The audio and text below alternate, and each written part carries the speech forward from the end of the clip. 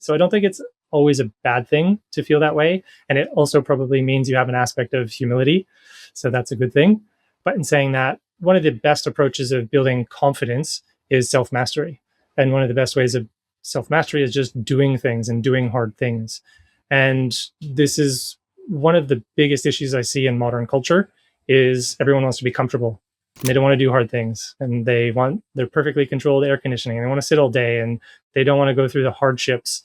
But unfortunately, anything worthwhile and meaningful in life usually requires hardship.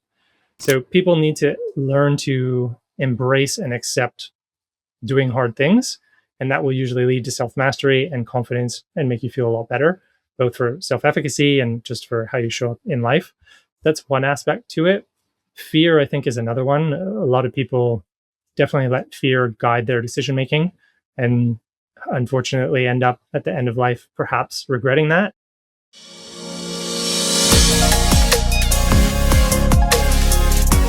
Hello and welcome to the Biohack Her podcast. I'm Azra, your host and founder of Biohack Her. I'm an integrative nutrition health coach specializing in longevity for women, a health and wellness journalist, writer, corporate consultant, and a biohacking advocate. Biohack Her is a space where we can explore ways to optimize our health to live well longer. Whether it's through improving our nutrition, exercising, cryotherapy, supplementation, technology, and more, I'll be bringing you information and interviews with the best longevity experts to help you understand what you can do to optimize your health, prevent disease, and slow down or even reverse the symptoms of aging by taking control of your unique bio-individuality. Want to know more? Let's dive in.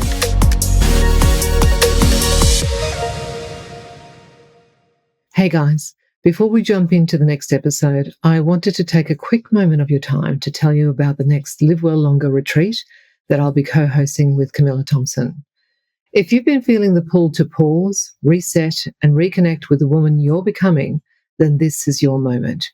Join us for the next Live Well Longer retreat, which will be held from the 1st to the 6th of May in 2026 at the beautiful Reviva Resort in Bali. This isn't just a holiday. It's a transformational experience designed to help you reset your biology, restore your balance, and reimagine what aging well truly means. Across 6 days, you'll immerse yourself in restorative practices, nourishing food, movement, workshops, deep rest, and soul-level connection with a community of like-minded women who are all committed to living well longer. It's the kind of retreat that stays with you long after you return home. The clarity, the shifts, the confidence, the reconnection to your healthiest, most grounded self.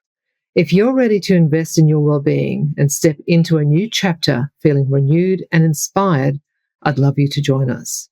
Register your interest now at livewelllongerretreats.com. Spots are limited. Now on to the podcast. Hey Richard, welcome to the Biohacker podcast. How are you doing? Very good. Thanks for having me. Awesome to have you on. Now, you've gone from physiotherapy and chronic health struggles to functional medicine and biohacking. What was the moment that shifted you from being a patient to becoming the practitioner that you are today? Good question. It's a long history. It sort of all melds together. So my backstory, at least the short of it, is I had my own health challenges, probably late teens, early 20s. I'm dealing with longstanding IBS, a lot of gut issues, that sort of thing, probably overtraining, overdoing it. I've always been an athlete. I've always pushed pretty hard. And so I had a few issues, and I ended up going through the usual route of doctor, specialist, everything else. Nothing really got to the root cause. Nothing really worked. So eventually I started doing my own research. I was fortunate enough, I'm from Toronto in Canada, I was fortunate enough to find a really good functional medicine practitioner at that time. And so I started working with them, and that really opened my eyes to the whole functional medicine approach. But prior to that, I had already been doing a lot of digging. I'd always been interested and passionate about health and performance and all those things. So I'd already had a bit of background around nutrition and training and all of that, but not so much the clinical side. And at the time, I was also going through undergrad in a sort of pre-med or probably more similar here to a human movement and nutrition sciences, but with a very heavy focus on physiology, biology, molecular biology. So I had a bit of a basis, but that functional medicine approach is really what started to move the needle quite a bit. That tied with an evolutionary lens of how to look at things as well, which we can maybe dive into. Mm. It's quite a common occurrence, I think, that people start out in this industry as a result of their own health injuries, isn't it? I was Yeah, quite similar in that regard. Do you think that your early athletic background influenced your approach to health optimization in later life? definitely. I'm fortunate that I've had such good exposures pretty much since I was a child. My dad was always an athlete. He was a coach for me for a lot of my career as a youth athlete. So I was lucky in that regard. And it's definitely initially going into exercise science, physiotherapy, sports science, and that field obviously gave me hands on knowledge. So I already came to practice with a much broader understanding and depth of knowledge, even from a clinical perspective. So that really helped.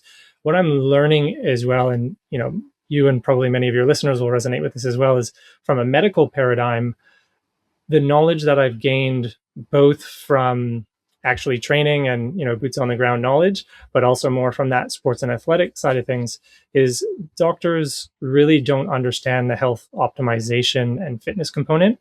They really understand disease, right? And that's what their training is all about. It's diagnose and treat diseases, but their knowledge is extraordinarily poor when it comes to health improvement, health optimization, longevity, all these fun things now. Yeah. Nutrition too, I find. I mean, we're starting to see a movement in the States now where they're trying to get the GPs to go back and train in nutrition, but it's certainly been a gap historically that a lot of GPs aren't trained in nutrition. And also, even in the specialization around women's hormones in particular, I see a lot of problems in that space with clients that come through where they feel they've been gaslit by their doctors. And I'm Yeah. sure that you hear clients say that as well. Has that been your experience too? Yeah, unfortunately. And it always depends on the individual practitioners. There are good practitioners, bad practitioners. Some people are more open-minded, some are less so. So it always depends. But unfortunately, I do have quite a few of those stories. Yeah. It's interesting to see the shift, I think, in people wanting to see functional medical practitioners as opposed to just a GP. And I wonder how that's going to impact Western medicine moving forward. What are your thoughts on that? Yeah, it's something I've thought about a lot. Obviously, why I've spent time and money going down that path and training myself in that modality. I think functional medicine will be more of the future of what medicine will be. Obviously, we need acute and traumatic care, and that's where allopathic medicine, Western medicine has been really good. If you've broken your arm, if you've got a burst appendix, if you've got a heart attack and you need bypass, we're really good at fixing those problems. What we're terrible at is the chronic disease management, and obviously this has become the biggest burden. And now with all the research coming out, we know that the chronic disease epidemic is what predisposes you to all the other diseases that we're treating.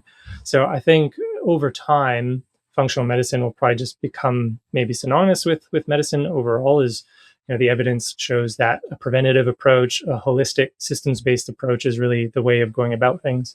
Yeah. How many clients do you see coming through your practice that feel that they have been gaslit by other doctors or feel that they're not getting answers in traditional forms of medical engagement or treatment as opposed to what they might get from someone like yourself? Yeah, gaslit's maybe a bit of a harsh term. I'm sure that happens, but I'll try and be a bit gentler with it. But that definitely occurs. I would say the vast majority, sadly, and it's not, I don't think it's out of maliciousness. I don't think they're doing it on purpose. I think the intent, good intent is there. There's just a gap, like we're saying, in their knowledge. They're just not trained on a lot of these things.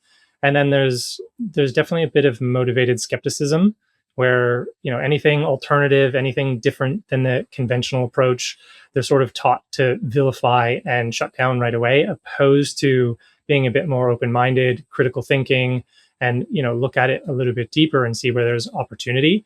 And that's not to say there isn't some stuff out there that's probably a bit too far left of field and no evidence, but I think this is the whole aspect of biohacking, right? It's a mindset shift of there are different tools that we can leverage. Everyone's different. Everyone's going to respond differently.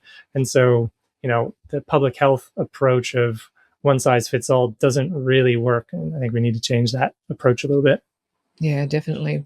There's quite big growth in the use of AI now in the health and wellness space. What do you think what impact do you think that's going to have in the space that you work in? Yeah, it's probably one of the most important questions in medicine now. It will definitely revolutionize and already is revolutionizing all of healthcare and medicine.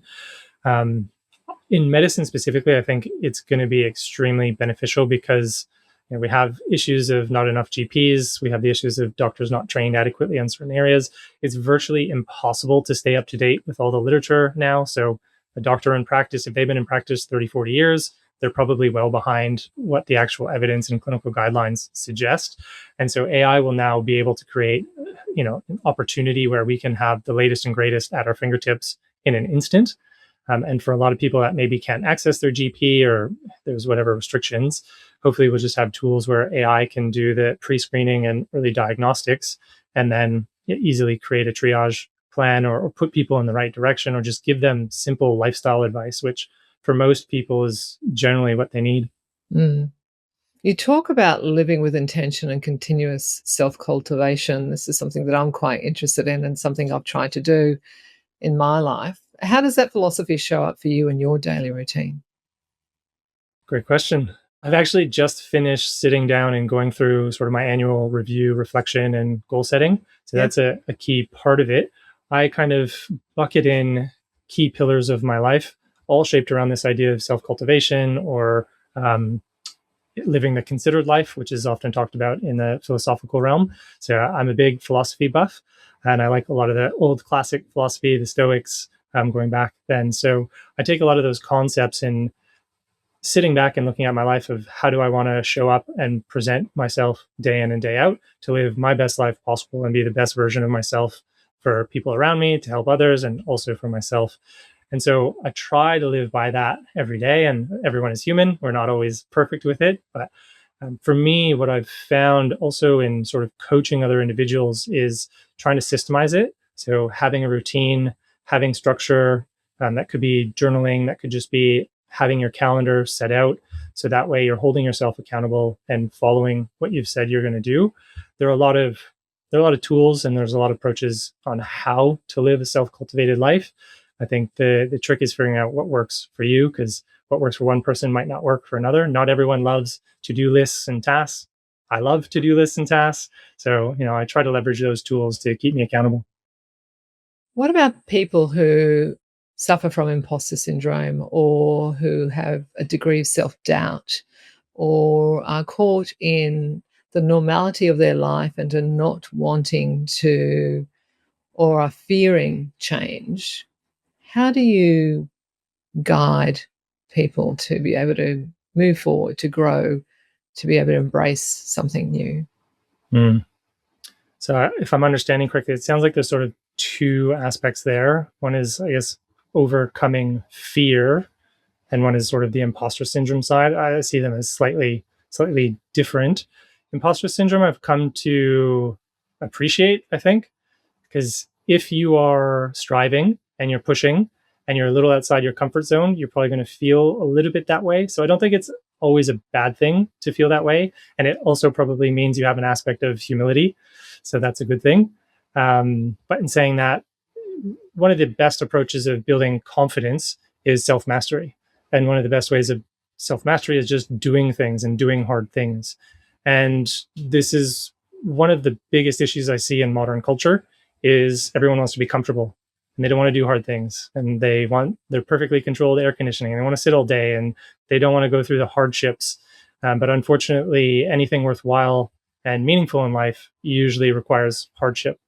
So people need to learn to embrace and accept doing hard things. And that will usually lead to self mastery and confidence and make you feel a lot better, both for self efficacy and just for how you show up in life. That's one aspect to it. Fear, I think, is another one. A lot of people definitely let fear guide their decision making and unfortunately end up at the end of life perhaps regretting that. How to tackle that, I'm still trying to figure that out, to be honest. I'd be curious what your approach is. I've been working with people close to 20 years, and I still find that that is a hard one to tackle for a lot of people. It is a big mindset shift. And we have aspects in coaching of, readiness for change and things like that. And sometimes it's hard for people to actually make the change unless they've had an aha moment, or they've had a scare, or they've had something significant. We have the aspect of moving away from pain or moving to pleasure. And often pain is a much more stronger stimulus for a lot of people, sadly. So often it does take that moment for people to wake up and realize that they need to do something and not let fear control their lives. I think it's a natural response. Philosophy certainly helps. Not everyone's ready for that. So there's probably some reading and things that can help people, but also then just maybe taking a step back for a lot of individuals and thinking about what's the initial first step. How do you eat an elephant? One bite at a time. So let's just work on something small and build from there. And that confidence will grow and hopefully the fear will subside. So it's sort of breaking big, scary things down into actionable and reasonable items that they can actually complete. I agree. I think breaking it down into smaller changes is achievable for people. I often find that people can get a sense of overwhelm if we try to create too much change, particularly if they're very comfortable in their normal environment, normal routines. People get very set in their ways, and it's not until they hit a rock bottom, as you said, or there's some sort of other catalyst. And even then, I've actually seen other clients where they've hit a rock bottom and they're still so wedded to their current behavioral pattern that they can't see the way forward despite having hit rock bottom. And I often think, well, what else is it going to take for you to be able to change? And I found this particularly in younger men. I'd suggest that they think that they're invincible, and it's not until that there's something more personal where it's related to someone that they love that might prompt the behavioral change, whether it's a family intervening or a family saying, like a sibling maybe having a child and it's their niece or nephew, and it'd be like, well, until you create this change in your behavior, then you can't be with your niece or nephew. Yeah. What have you experienced the same? Or Definitely see the same. And it's probably not just younger men, it's probably older men as well. So a large demographic. I wasn't going to go there. Large demographic of my caseload now is sort of high performing men, middle age, executive, entrepreneur. I do work with a few there, and even the high performers, quote unquote, who they're 10 out of 10 on everything. Even they still struggle with execution on a lot of these things. And as you said, if there's not a strong enough why behind it, then you fall into your default patterns. And again, that's where the getting down to that root aspect. So for a lot of people is figuring out what is the why for them. What is the thing that's going to help them stay on track and help them move forward? Because it's very easy to get just lost in the mundane day to day. We're very routine, in and out. And so people kind of lose track and fall off the path a little bit. But if you've got a strong why, then it kind of centers you and brings you back to what your purpose is and what your goals are. Agree. I call it the whiff and the what's in it for me, particularly for high performance people. They're always looking at, well, what's that next step up the ladder for myself? And if you can identify that with them for them, then they're more inclined to consider that change as opposed to trying to resist the change. You often combine evolutionary and ancestral wisdom with modern science. In practical terms, what does that blend look like in someone's health journey? Sure. Yeah, it's a bit of a paradox. I kind of look at health from those two paradigms, so that we have the ancestral lens, which, if you go full down that, it means detachment from technology and all those things. But we don't want to throw the baby out with the bathwater. There are a lot of amazing things that modern technology and modern science has given us, and we can leverage those. So the way that I sort of approach things is the ancestral or evolutionary lens. It gives us our foundations. So these are, the typical pillars that most people talk about: sleep, stress, nutrition, movement. I also add in environment and mindset to those within my framework. And we can shape those from an evolutionary lens. And for the vast majority of people, if you do that, most things are going to sort themselves out. But there are cases, particularly either from a clinical perspective, if you're dealing with a disease or a disorder, or if you're looking at health optimization, longevity, those types of things, then there are a lot of great tools that we have now with technology and medicine that we can leverage to help us either overcome those chronic conditions or just optimize our health even more. So it's kind of a nice melding of those two things to get the best out of both worlds. Mm. How do people respond to that? Because it can take some people a little bit to wrap their heads around that approach, right? Yes, yeah, definitely can. I would say when I'm working with individuals, I don't necessarily go down the rabbit hole with them initially. I'll usually just focus on, for the individual, what are the action items that we want to implement for you? And that's usually building simple habits. So I'm not necessarily right off the bat with them talking about the evolutionary reasoning behind why we're doing it. It would just be things like, well, sleep hygiene, avoid, artificial light, wake up with the light, de-stress. So they're very direct and targeted. But from my perspective and my framework in the back of my mind, I'm thinking about it, and I've developed protocols and approaches based on the evolutionary framework behind. I do have a foundations course when people work with me that I recommend they go through, which then they can start to learn a little bit more about the evolutionary aspect and how they tie in. So it kind of trickle feeds in for people. And some people love it, some people don't. Some people don't care so much. They just want the information and they just want the actions, and that's fine. But for those that want to learn more about it, then the information is there. Mm.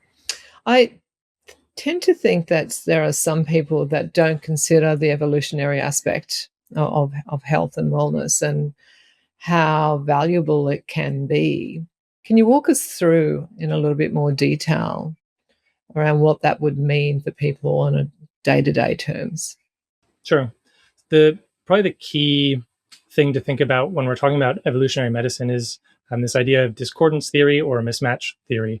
So what this theory suggests is that our evolution, which has been shaped 2 million plus years, depending on what ancestor you want to go back to, evolved for a specific environment. And that environment has drastically changed in the last 1 to 200 years. Drastically so. It's an understatement, right? And so our biology and our physiology no longer understands what's going on and is maladapted to our modern environment. So that's really the premise of an evolutionary lens. What that means is if we reshape our environment to what our biology is used to, we should see an improvement in health and disease. So that's really the core foundation of an ancestral health model or an evolutionary model. What that looks like in practice is, I gave a couple examples there. So if we think about, say, sleep and sleep architecture, circadian rhythm, we didn't have artificial lights. We weren't inside. We woke up with the sun. We had a natural 24-hour rhythm. We were exposed to sunlight through the day. We got that signal to our eyes. There was no signal at night, so we had no suppression of melatonin. So all of these things, if we look at it from that perspective, it really gives a clear understanding of why we see so many dysfunctions and disorders now, even from a food perspective, right? We've got all these ultra processed foods or food-like products. It's not really food anymore that our body has no idea how to deal with, right? We've shifted so far away from what would have been a more Paleolithic or hunter-gatherer type of diet. And what we see is when we move back to a more whole foods approach, where we focus on things that we could either hunt or gather, and we avoid modern agriculture and monocropped foods, we generally see improvement in health. So those are a couple tip of the iceberg examples. Do you advocate a paleo diet typically for your clients? I know there are some functional practitioners out there that are quite, I think, strong on that. But from my perspective, it's very bio-individual. What are your thoughts? Yeah, I'm not dogmatic around diet. I try not to be dogmatic around anything. It depends on the scenario. But in saying that, I would say I take a ancestral lens to nutrition. And so that can be maybe a bit broad. I'm not very strict about paleo per se, but certainly an ancestral approach. There's some variation there. The traditional paleo from Lauren Cordain and the early research was very strict about legumes, nuts and seeds, and various things. So I'm not so strict there. There are approaches we know which help remove some of the potential negative compounds, things like gluten, lectins, saponins, phytates, all of those. So souring, fermenting, soaking. There are more ancestral practices of producing foods which some people view as not great. For example, like bread, you can have a sourdough bread. So there's some flexibility there. But at the end of the day, it depends on the individual in front of me. If they have no gastrointestinal issues, they have no symptoms, they feel great, and they're eating bread and whatever, and they feel fine and they feel great, great. There's not necessarily a need to change anything. Could it be more optimal? Probably. But you take the other lens of that, where perhaps someone has significant GI distress, they've got autoimmune condition, they've got various symptoms, then I'd probably be more stringent about eliminating certain foods and being mindful of what we use from that approach. Mm. Walk us through what foods you would eliminate, because we've discussed already about how many people tend to focus on a Western diet, which can have a significant amount of ultra processed foods in it. And we're starting to see a lot of research coming out more recently about the damage that this is doing to a lot of people. Your thoughts on that? Yeah, I think the easiest starting point for most things is what can you eliminate? So if you're eating a bunch of inflammatory processed foods, you're not going to necessarily out supplement that, right? So we need to remove the thing that's causing the problem. So for a lot of people, there's some low hanging fruit. Processed food or ultra processed food is a no brainer. Alcohol for a lot of people is going to be problematic.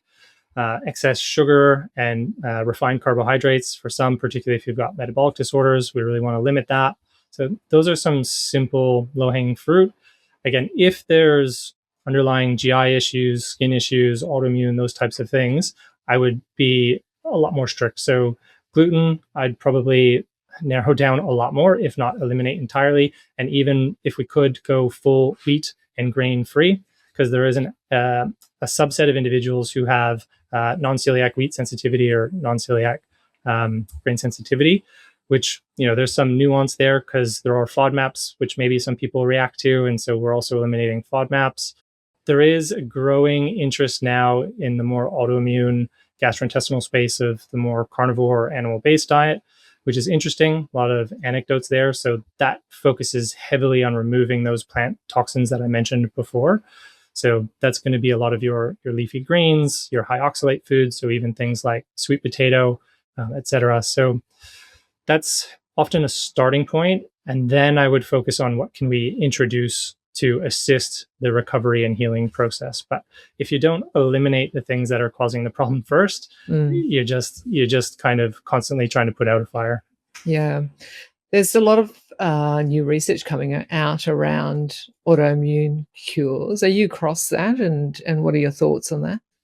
Yeah. So particular interest for me, given my background. So my IBS, longstanding IBS, made me very interested in gastrointestinal health, but I also ended up getting an autoimmune condition later in life. And I've always had the atopic disorders as a kid. So I was probably somewhat predisposed. So I'm certainly following that space quite closely and very interested in it. I know from a nutrition and health perspective, there are a lot of approaches now that are getting quite good resolution of symptoms, if not full remission, which some people in the space would question.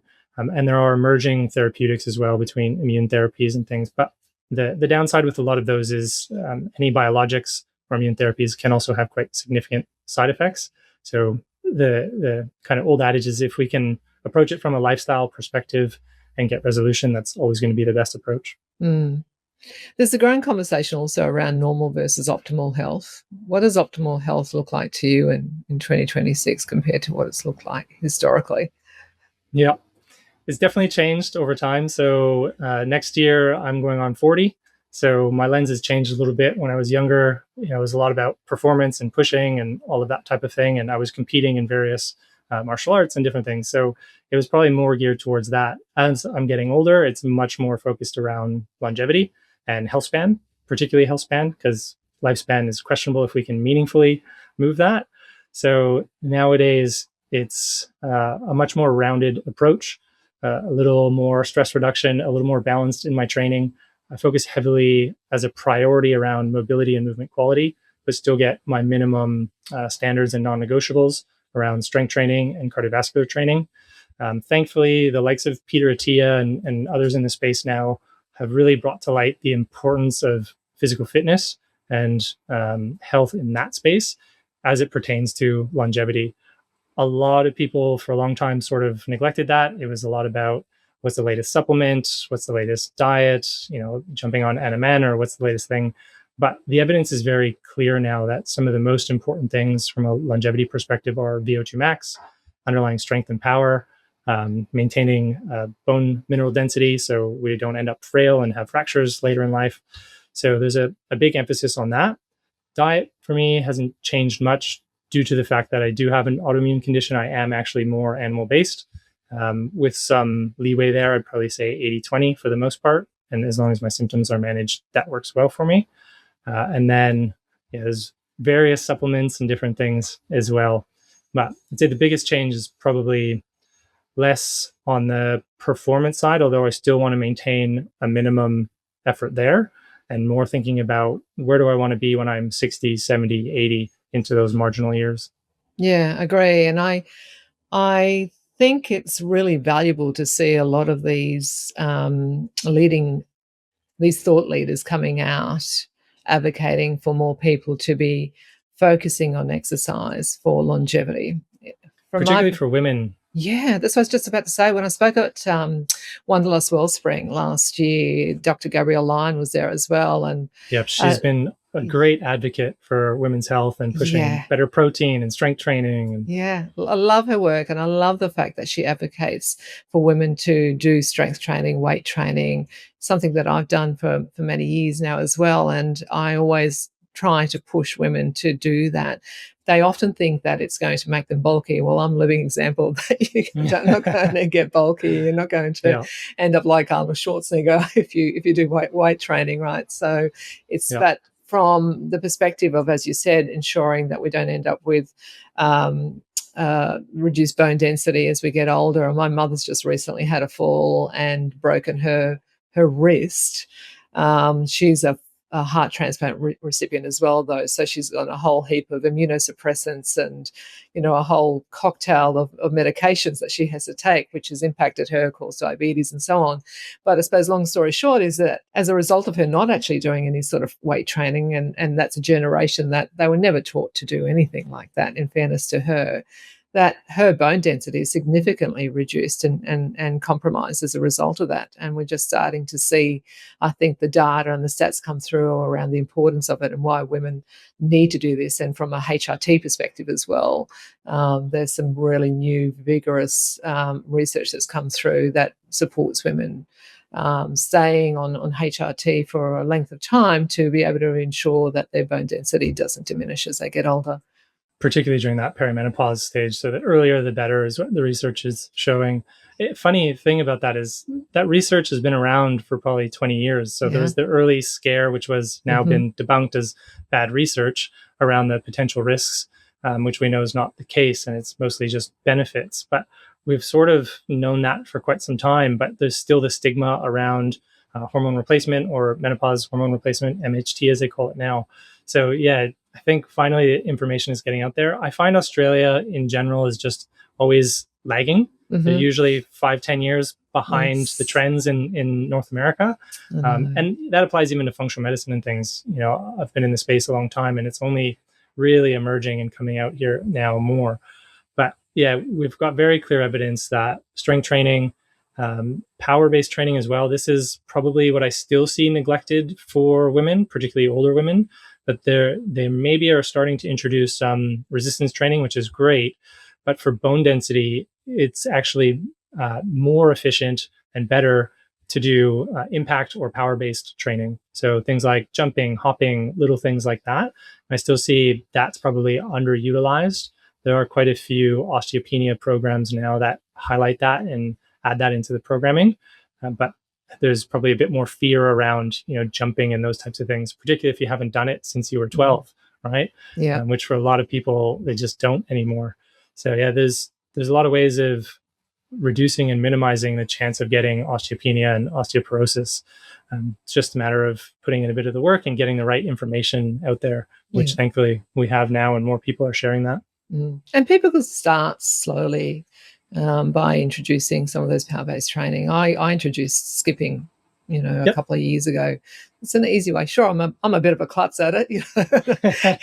I'd keep catching my feet all the time when I first started, but just with practice, you get better at it, and it does help. I've noticed a significant difference. And you could just do skipping without the rope. That's often what I'll recommend for people to start, is just on the spot, tiny little hops. And that's just going to start to get a bit of that impact with very low risk. Because some people might be worried about tripping on the rope and whatnot. So there's ways of going about it. And as you said, it's starting where that individual feels comfortable. So there's no set algorithm. It depends on where you're at, and then build from there. Yeah, even toe taps, or when if you've got a standing below a step and you're kicking up your feet and just doing that, that's another, like having on a platform that's solid, and then just have a little step that you can do some toe taps onto. I think that's another good way to ease into it. Functional medicine is about root causes, right? This is what I love about functional medicine. I really wish that we had more functional medical practitioners here in Australia, because I think you're right, we're a little bit behind here. And I know when I was in Canada, I was quite amazed at how far in advance they were compared to here in Australia. Even walking into some of their supermarkets and seeing the breadth of supplements that are available, and health products and health foods and so on, significantly more than what we have here in Australia. So when we're looking at those root causes rather than symptoms, what do you see are common root causes that most people miss? I would say, and maybe I'm a bit biased here because of the demographic that I see in my own history, but I would say that evidence and emerging evidence support this. But for a lot of people, underlying gut dysfunction or poor gut health is probably central to what a lot of people are dealing with. We now know that there is literally an axis to the gut for everything. Everyone knows a gut-brain axis. We have a gut-bone axis, a gut-hormone axis, a gut-liver axis, a gut-muscle axis. There's literally an axis to everything from the gut, and that's because it is the central component for regulating, the external world and our internal environment. So if we've got an inflamed gut, if we've got leaky gut or intestinal permeability, then you're just going to be in this chronic state of inflammation. You're going to have potentially immune activation, which can lead to autoimmune of various kinds, depending on predisposition. We know that there's associations with endotoxemia and cardiovascular disease and metabolic disease and various things. So I see that quite a lot. And often for a lot of people I work with, if we improve their underlying gut health, many of the symptoms they're dealing with often improve. That's, of course, a generalization. That's not everyone. But I would say that's a key area that I see quite a lot. The other one, which I'm seeing, especially in the last couple of years post-COVID, is this sort of dysautonomia, burnout, chronic fatigue kind of presentation, which is multifactorial. It's what we're coming to learn now is this intersection of psychology, neurology, endocrinology, and immunology, or psychoneuroendoimmunology. This is a whole new area of study now where we're learning that these various systems are highly intertwined. And so psychological distress, autonomic distress can drive dysfunction through the immune system, through the endocrine system, and everything else. And this is, I think, fundamental for a lot of people in the West who are chronically fatigued, burnt out, always on the go, working a ton, not recovering, overtraining. So I see this quite a lot now. And as I said, particularly that post-COVID era, because we do know that there is that post-viral syndrome, which any exposure to a virus, it doesn't have to just be COVID. It can be Epstein-Barr, it can be cytomegalovirus. There can be this aspect where it dysregulates the immune system and the autonomic nervous system, and it just doesn't bounce back. And they're left with this ongoing state of just multi-system dysfunction. So I think those are two big ones that I'm seeing a lot more these days. What's the fix for the latter one? It's million dollar question. Yeah. It is very difficult. There are various protocols. There are various nutraceuticals, pharmaceuticals, but the real core component is often going to be time and lifestyle management. So it is a long recovery course. The prognosis, generally, I would tell people, is 1 to 2 years before you start to really feel better, depending on how far along you are in that burnout like presentation. So people need to change their view of how long it will take to recover, because that's where people become disenfranchised with treatment, is they think, oh, I'll be bouncing back in a month or two, and they're not. And then they just become more denigrated, more depressed, and then that makes things worse for them. So it can take quite a lot of time. Depending on what the true root cause is, there can be various ones. As we said, if it's viral, that can be different versus if it's more stress and burnout related, there can be slightly different treatments. From the stress and burnout side, obviously focusing on rest and recovery, downtime, finding meaning and purpose in life, those are really important. And those are the things that often people don't prioritize. They'd rather take whatever adaptogen blend or B vitamins or things like that, which can help. But if you're not letting your nervous system rest and recover, then you're always going to be in a state of fight or flight, and your body's just not going to be able to recuperate. So it can be tricky, but there is a route out, and I have worked with quite a few people, and there's lots of practitioners now working in that space. So there is light at the end of the tunnel. You just kind of have to stay the course and follow the program.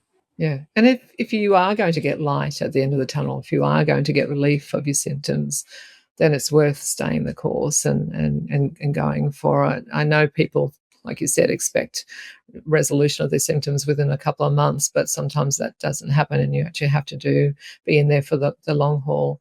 I think that it's interesting to see and manage people's expectations around what the outcomes will be and when they can achieve the outcomes, because people are always looking for the quick fixes, aren't they?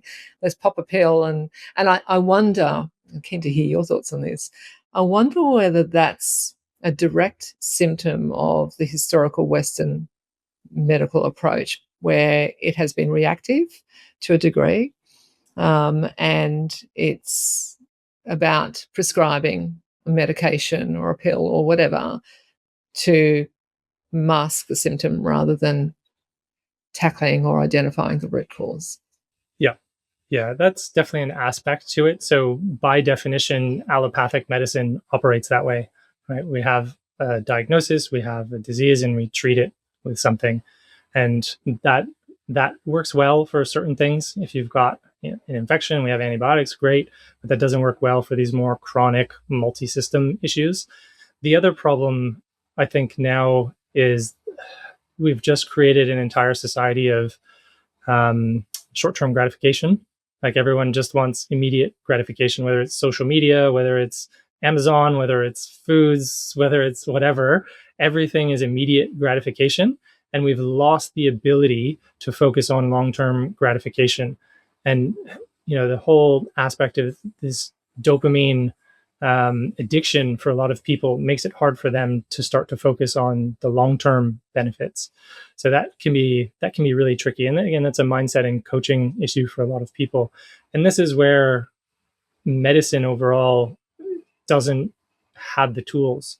For a lot of people, it's a behavioral problem. Mm-hmm. It's not necessarily they need whatever treatment. The treatment might help, but at the end of the day, if they don't follow the treatment, yep, and they don't initiate it, then we're going to get nowhere. So I think we need to bring in more coaches and more of a behavioral approach to help with that, because so many people now are just wired for that short-term, immediate gratification. Yeah, completely agree. And I see that a lot. I had one particular lady come to me who had been suffering significantly with her symptoms. And when I outlined the plan for her and she realized that it was going to be a long game, it was like, no, I'd rather go see a doctor and just get a tablet to mask my symptom. Yep. And it's that classic meme, right? I'm sure everyone's seen the meme of the two doors you can choose, and it's like lifestyle long-term fix or short-term fix and mask symptoms, and everyone unfortunately goes there. And I think that's the biggest issue we need to try to tackle. But the problem is, if it's human nature, right? If that is accessible and available, everyone's going to choose that, right? We default to the easy solution.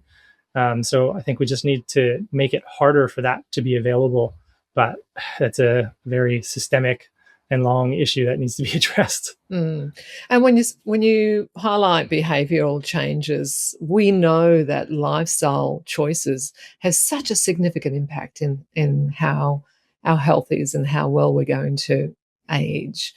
I think that there needs to be a lot more education around that. I hear a lot of people blame their DNA. Oh, it's in the genes, and that's not necessarily the case. Yeah, and there's good evidence to show that's to the contrary. So there's a small percentage is often due to genes, and this is where the evolutionary lens really helps. There's a really easy way of debunking this, right? Look at 2, 3, 400 years ago, and it's very clear, and we do have data to show this. We didn't have the amount of chronic disease, obesity, diabetes, all of that. That didn't exist to the amount that we do now. Our genes have not changed. It's impossible. Based on how our biology works, it takes tens of thousands, hundreds of thousands of years for our genetics to actually change and for evolution to occur.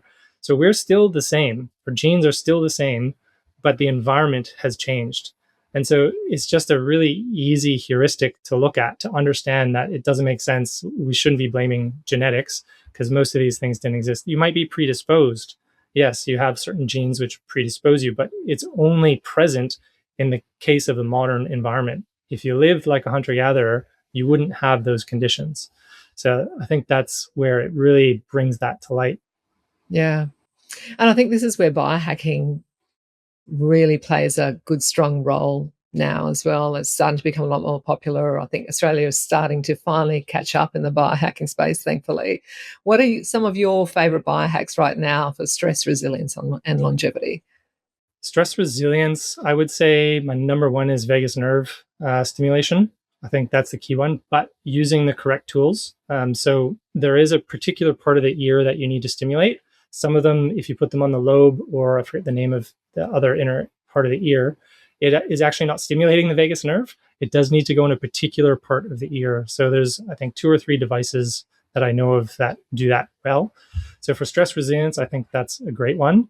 As far as a biohacking tool, there's obviously breath work and those types of things.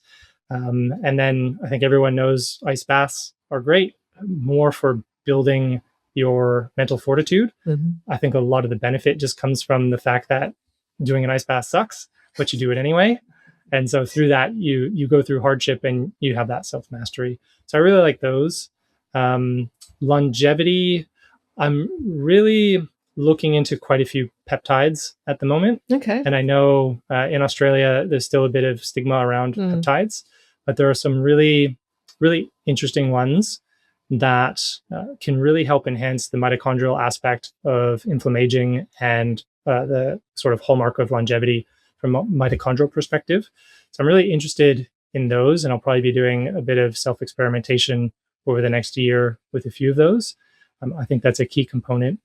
I've already talked about some of the basics with training, but yeah, I think I've become very interested in a few key molecules. So which peptides are you looking at trialing? SS31, which just passed through FDA approval. It's also called a lamipretide. It's got FDA approval for treating certain diseases, but still research compound for other things. It actually helps restabilize the mitochondrial membrane, the cardiolipin. So for people with underlying mitochondrial dysfunction, that can be extraordinarily beneficial. And again, a lot of anecdotes in the self-experimentation and biohacking space of people using it and seeing quite dramatic results, particularly in that chronic fatigue state as well, but even for longevity. And then a lot of people will stack that with MOTC or MOTSC, which is another mitochondrial-derived peptide. So those very interested in. There's apidolon, pineolon. There's a few really interesting ones now with emerging data, but we just need more human data to come out because at the moment it's still very much a biohackers sort of space. Yes, it'll be interesting to see how it evolves here in Australia. I think in other countries, in Europe and in the States, it's quite popular. Peptide I think they're cracking down a little bit in the US now. Are they? So yeah, we'll see what happens with regulation. I think a lot of them will just be amalgamated into the medical system because once the data shows that they're beneficial, which a lot of them that is occurring, there's another really popular one, retatrutide or retatrutide. that some people might be familiar with, which is this next generation GLP-1. It's also a GIP glucagon. That started in the biohacking space, and now that's going through human clinical trials, and I'm sure it will be the next darling drug. So there's a lot of these that come out that people are sort of iffy about them, but eventually many of them do make it into the medical space.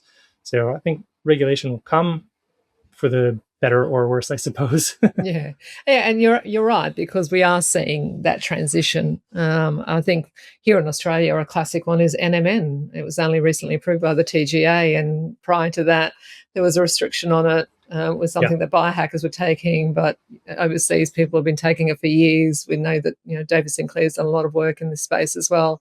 So it is interesting to see that transition and how quickly or how slowly it's going to take post the clinical trials. And I get that we need to be doing clinical trials. We need to make sure that it's safe and so on. But when we're seeing biohackers doing it, such as ourselves as well, I think that there's anecdotal evidence as well to consider. Mindset, if I could just add one thing to that with the biohacking approach. And, it gets some bad rap sometimes, I think, the name, but overall, where people maybe go wrong sometimes with that is not doing it in an objective way.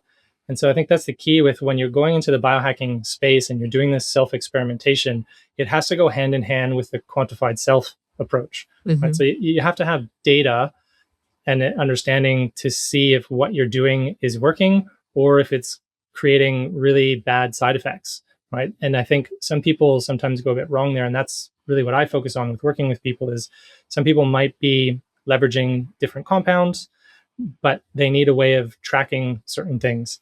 And so we need to have that safety lens in how you're approaching it, because otherwise you're somewhat shooting in the dark with a lot of things that we may not have the data available yet. So I think there's a good way of going about it, an ideal way, and then there's a bit more of the kind of Wild West approach to it as well.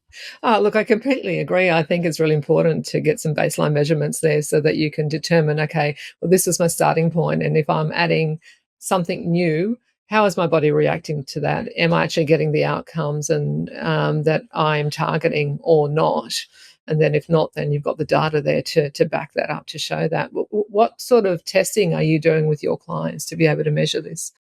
It can be quite comprehensive. Obviously, it depends on the individual. I always like to see some baseline measures of basic chemistries. So your usual sort of full blood count, your ELFTs, so electrolytes, liver function, kidney function, those types of things. Lipids, I like to see advanced lipids. So at least looking at ApoB, ideally ApoB and ApoA1 and LP(a), if people are familiar with those. I like to see fasting insulin along with glucose and HbA1c, because we know insulin is more of a leading indicator for insulin resistance than either of those other markers. I do like to see hormones at some stage for individuals, depending on the age and symptoms.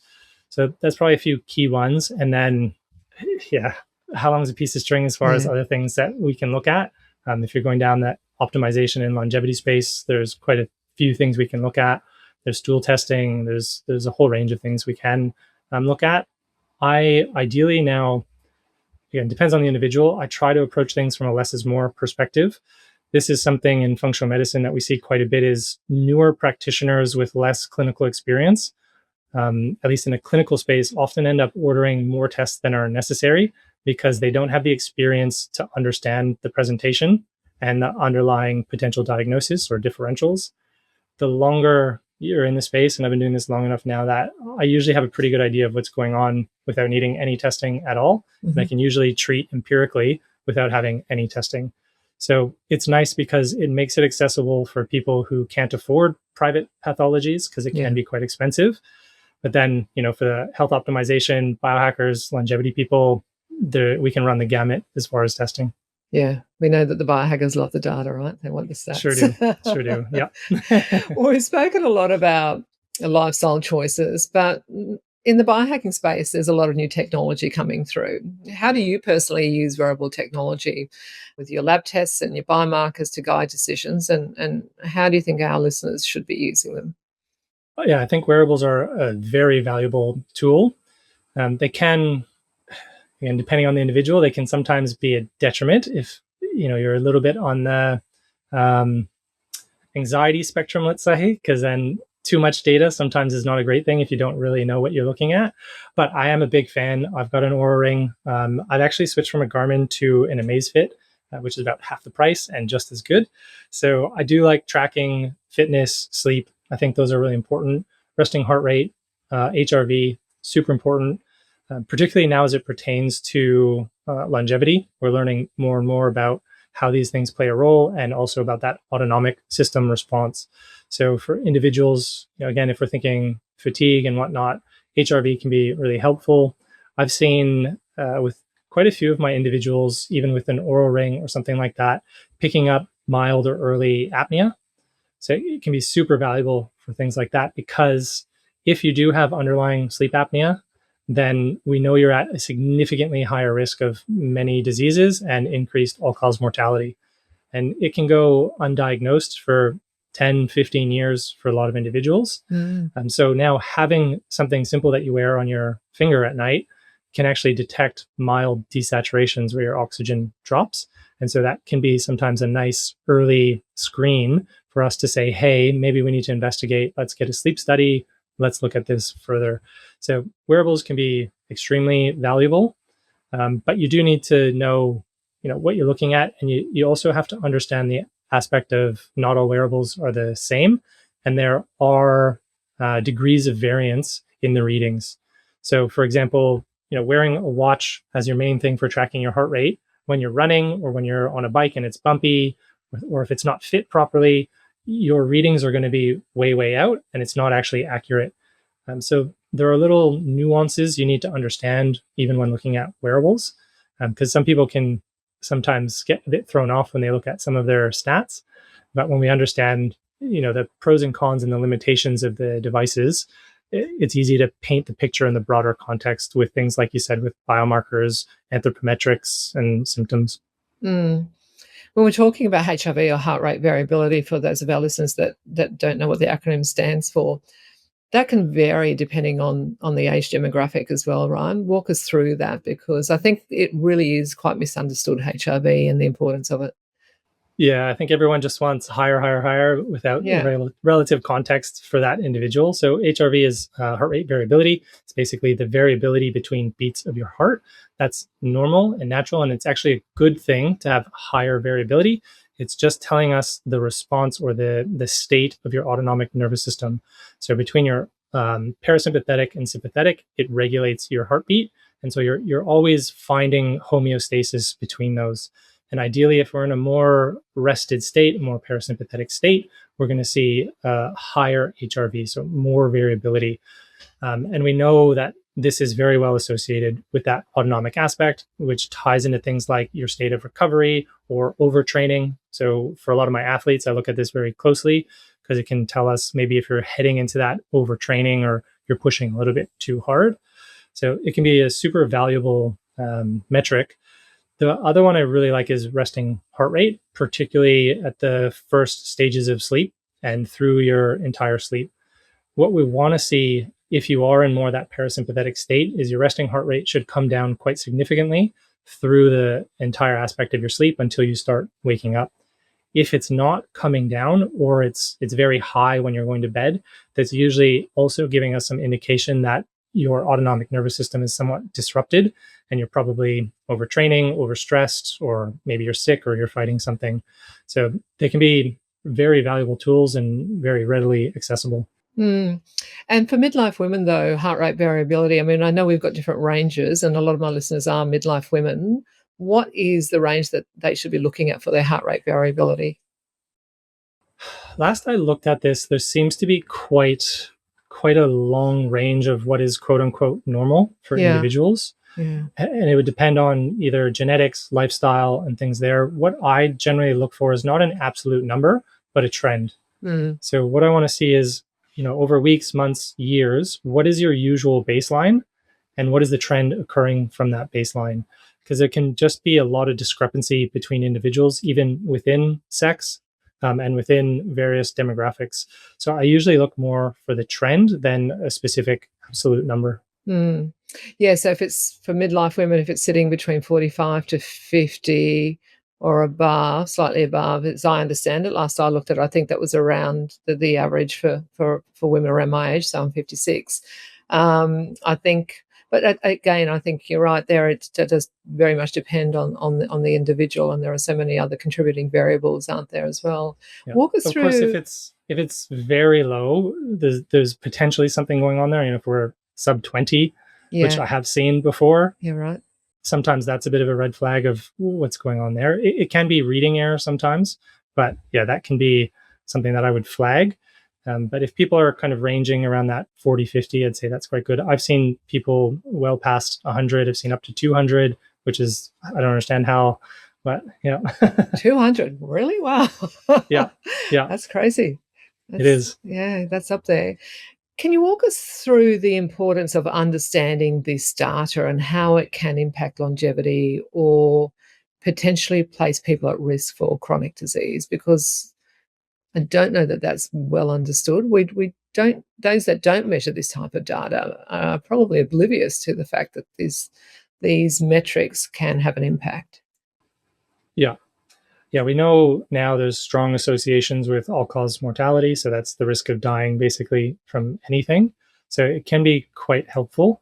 But again, it also needs to be taken in the context of the broader clinical picture. And this is where a lot of people get overwhelmed and confused too in the biohacking space. They maybe, they get some testing done that they heard about on a podcast, and then they've bought some wearables and they're starting to get all this data, but they don't know how to amalgamate all of it and how to action it. And so that's often where kind of I sit in helping people sift through that and then come up with an approach and a plan that is evidence based on how we're going to optimize it. If we're thinking wearables, I think HRV, resting heart rate, we know strong associations. Other biomarkers, there are so many now. Important ones, if we think about longevity, the way that I look at it, and again, Peter Attia has probably made this quite popular, is the first thing that you need to focus on is not dying, right? Because healthspan doesn't matter if you're dead. Yeah. And I think a lot of people forget that. They focus on a lot of these quality of life improvements, but they don't stratify their risk for the major killers. So cancer, cardiovascular disease, neurodegenerative disease, metabolic disorders, those types of things. So the first thing you need to do is stratify your risk. Do you have a family history? If you do, okay, we need to look at X, Y, and Z biomarkers. If we're thinking cardiovascular disease, obviously we have things like lipids, ApoB, Lp(a). You can even go down looking at LDL particles and various things. We know that metabolic health is very important to all of those. So as I said, fasting insulin, fasting glucose, all of those measures can be really, really valuable. And then you can go to the further step, depending on risk of doing things like getting a CT angiogram. So if you are at risk of, say, a heart attack or coronary artery disease, we can measure those arteries in quite good detail. We can do things like whole body MRIs to look at early cancer screening. So we have quite a lot of tools and modern technology that we can use now to be able to stratify your risk and catch things early, opposed to waiting until something goes wrong. And I think that's the shift we need to make, right? Is a preventative based approach and a proactive approach, opposed to, oh crap, you had a heart attack, now you need some stents, now you're going to have bypass. But we could have detected that 5-10 years ago and probably made some changes then, which would have prevented that from happening. So I think that's the most important key when we're thinking about longevity. And then it's looking at, all right, what are all these other things we can implement and optimize your specific lifestyle and do it in a personalized way. Yeah, I think with the advent of so much new technology, in particular the full body MRI, there's no reason why we can't take a preventative approach, and there's no reason why we can't now catch things early before it gets too serious, hopefully. It's an actuarial issue, unfortunately, Yeah. in public health. It's a cost. So, Mhm. for those that, if you've got the funding available, the tools are there to do it privately.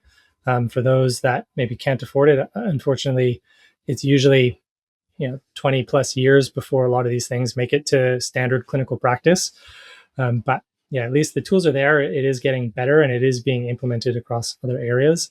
The whole body MRIs now, depending on where you go and the machine and software that they have, the level of detail that they can look at things, we can detect even early signs of aneurysms. So if you're at risk of aneurysm, we can detect that in this very small blood vessels in the brain. We can look at muscle quality. Do you have fatty infiltration? Are we seeing early signs of degeneration in the spine?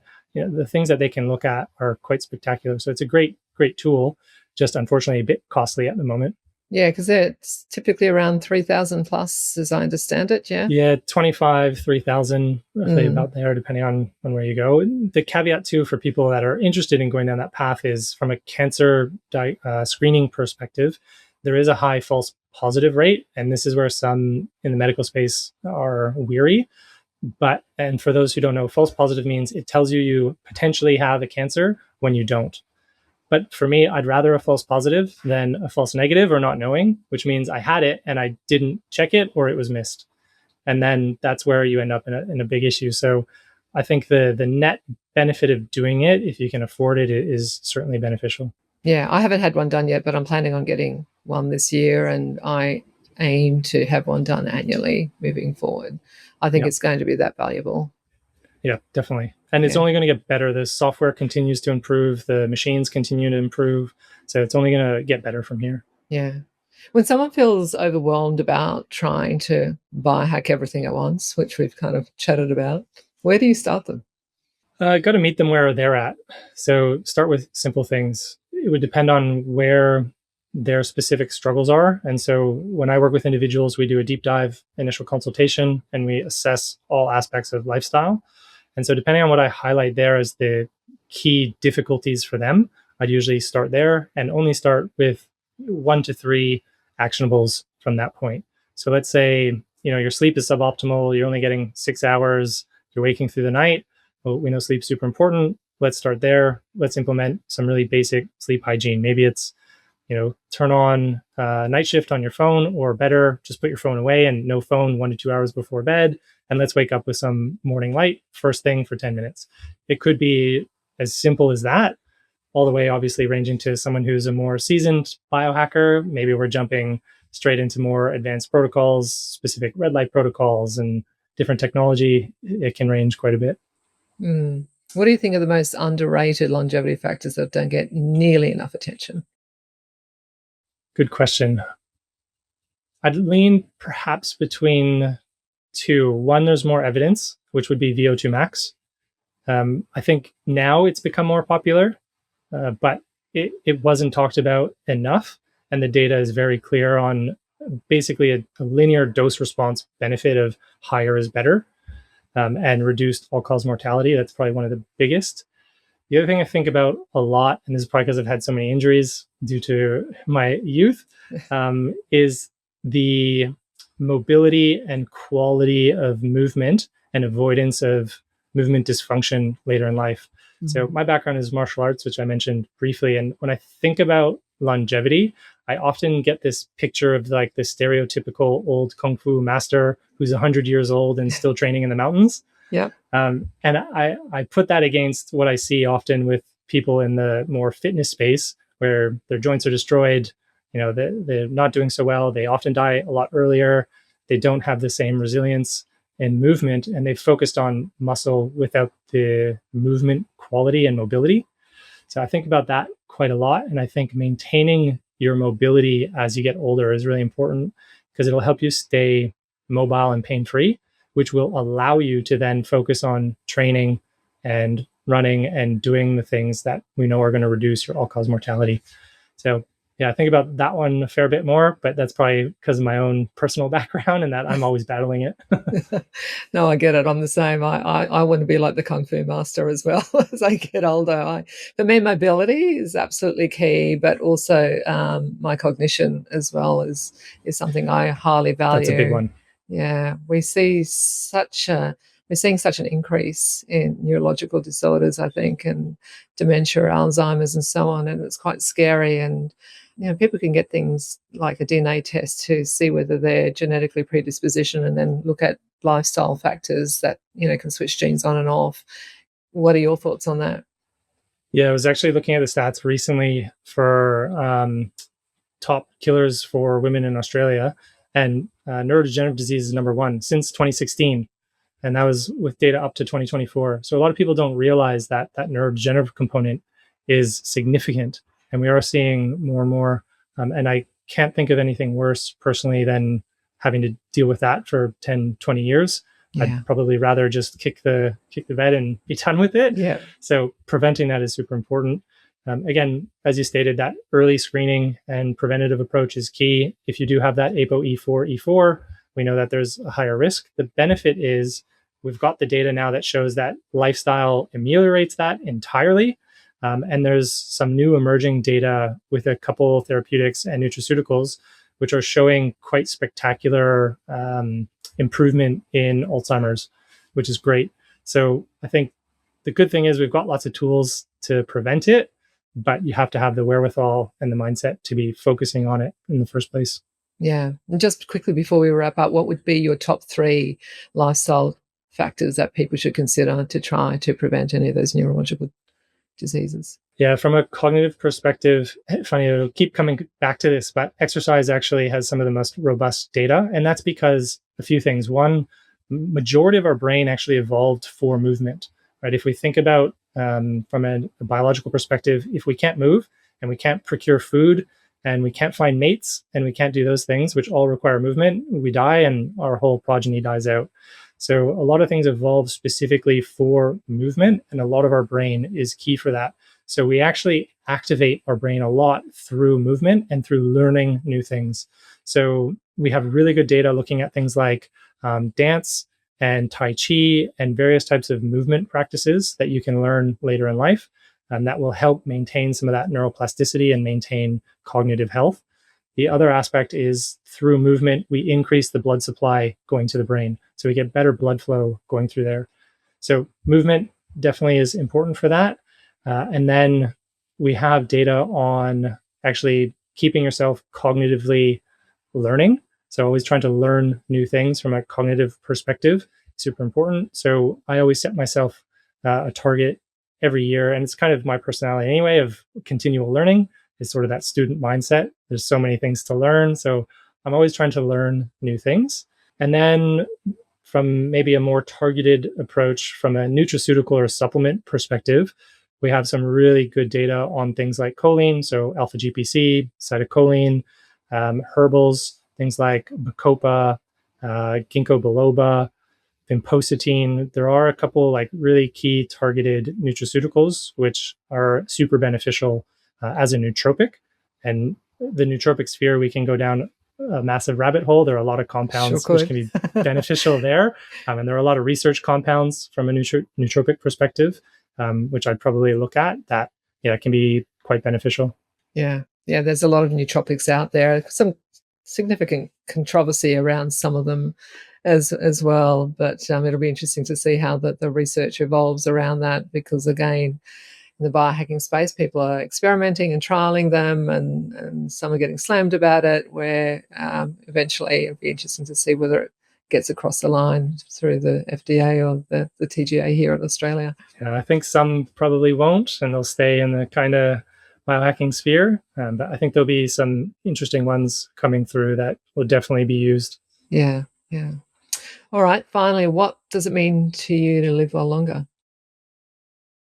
Means having more time here to be able to experience life and all the things that it has to have without being a burden on others around me, and being able to bring my best self forward for those around me. And now with family and things, I want to have as much time possible with all of them and be able to experience everything I can there. So I'll do everything in my power to make sure I live well as long as I can. Oh, awesome. Rich, again, thanks very much for joining the pod. Loved having you on. Thanks, Azra. It was great.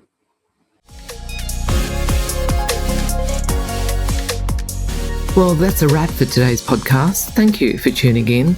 And if you'd like to learn more about biohacking, go ahead and sign up on my website at www.biohack-her.com to get a free copy of my 5 top biohacks to get you kick-started. While you're there, you can also check out my blog page for more tips on biohacking. If you'd like to subscribe to this podcast, you can do so on Apple, Spotify, and Google Play. Let us know if there's anyone you'd like us to talk to in particular, and we'll endeavour to get them on the podcast. Until next time, remember to live well longer.